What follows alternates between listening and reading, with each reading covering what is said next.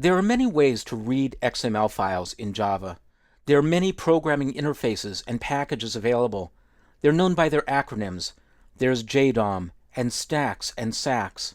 But the most venerable, the one that's been around the longest, is known as DOM, or Document Object Model. The Document Object Model approach to reading XML isn't the most fun or the most concise, but it's the most deeply embedded in the Java libraries, and so that's the version I'm going to show you here. I'm not going to show you everything about DOM. That's something that would require a whole separate course. But I'll introduce you to some of the most critical classes that are available. And as with the classes that I've shown you to read files from the local file system and from the network, these are classes that are available in the core Java class library. As with the previous video, I'm going to be working with this XML feed at services.explorecalifornia.org/rss/tours.php. The code I'll show you will work with any RSS feed, because the structure of an RSS file is standardized. So let's start with this empty class. So the first step in reading an XML file is retrieving it. And when you're working in the document object model world, your first goal is to create a document object. It takes a few classes to get there. I'm working in an empty project named parse.xml and its class readXML and its empty main method.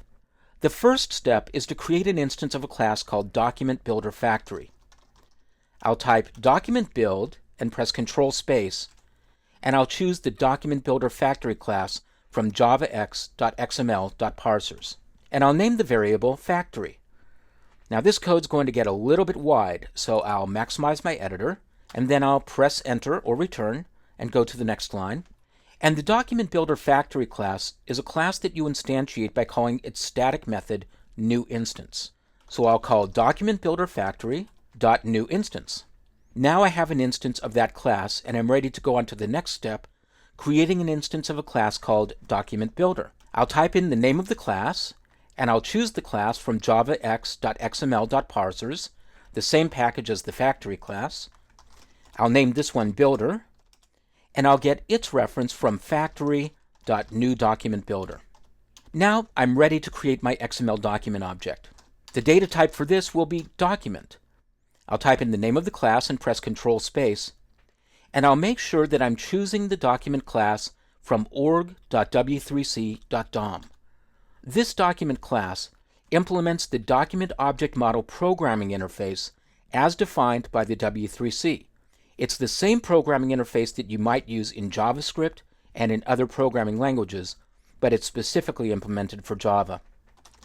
I'll name this variable doc, and I'll get its reference by calling the document builder class's parse method, like this, builder.parse, and then I'll pass in the URL to the parse method.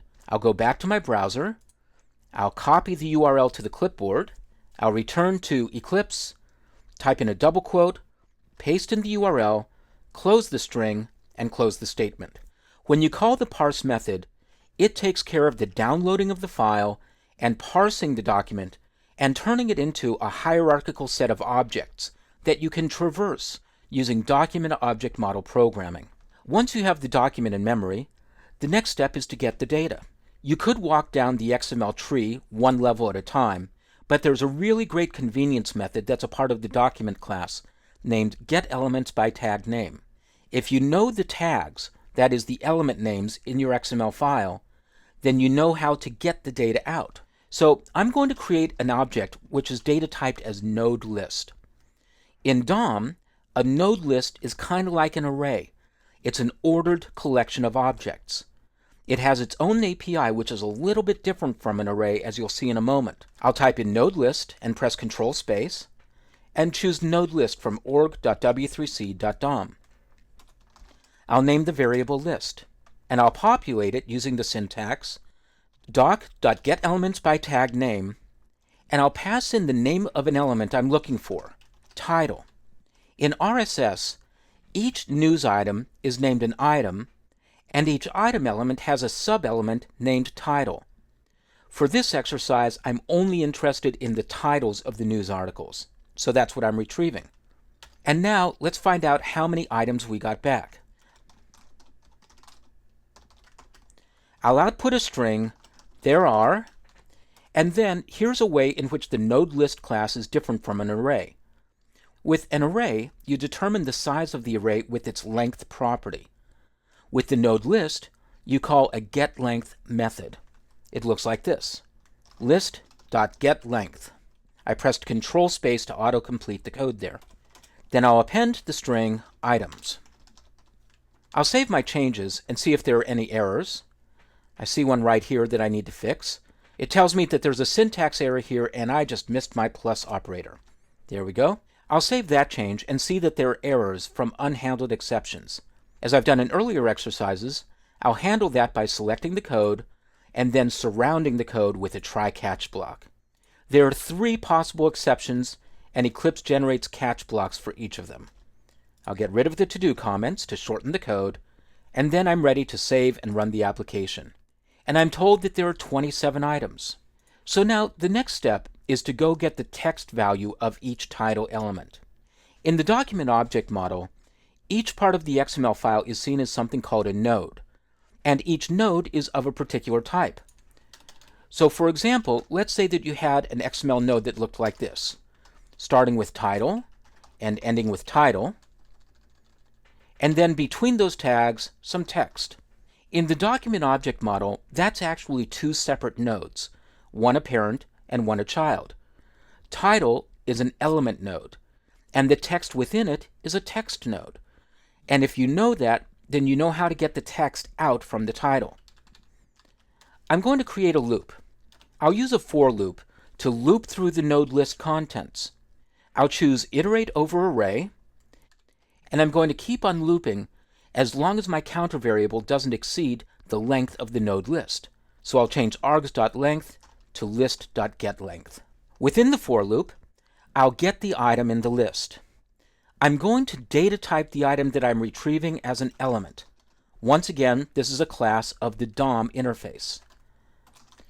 I'll name the object item, and I'll set its value using casting syntax. I'm going to be retrieving an item from the list.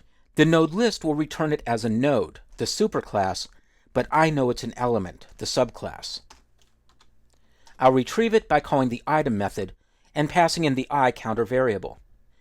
Finally, I'll output the value within the element. To do this, I'm going to walk down the XML tree from the element node down to its child node, the text node.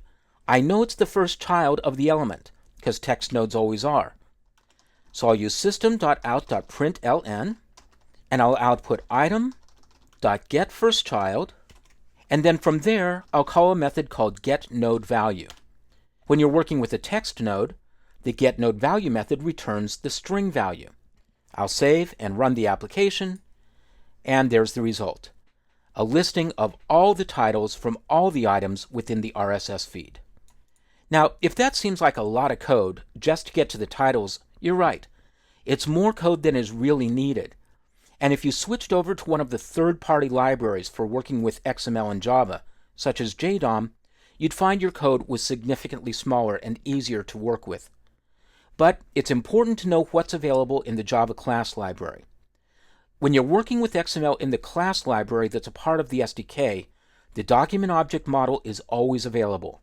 It works in all Java development environments: console applications, web applications, mobile applications for Android and BlackBerry, because, as always, it's just Java.